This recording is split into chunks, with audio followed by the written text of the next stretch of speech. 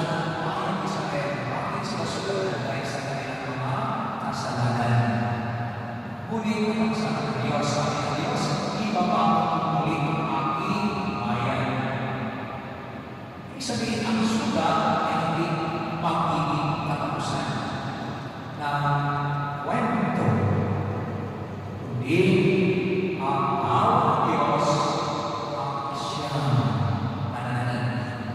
Kaya mga kapatid, nananalig, kahit ang kagustayan na nananalig ngayon, kailangan lang natin manalig.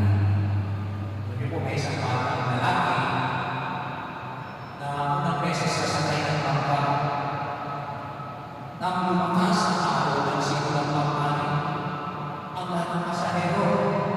Ngunit ang bata ay nanatiling kalmado. May nagtanong, hindi ka ba natatakot?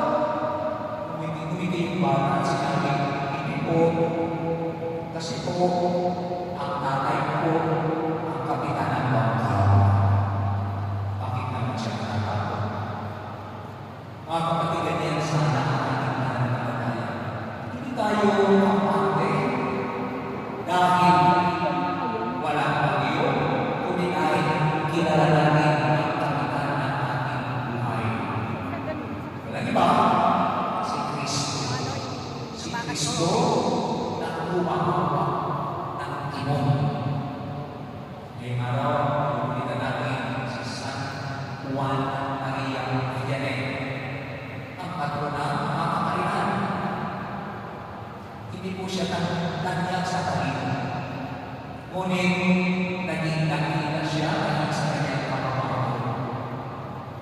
Nananalangin at lubos na pagtitiwala sa Diyos. Libo-libong tao ang nagpalinloob dahil nakita nila sa kanyang mukha ng mabuting pastor. Ang kanyang buhay ay nagpapakaalala sa atin na hindi hinahanap ng Diyos kung isang perfecto tao.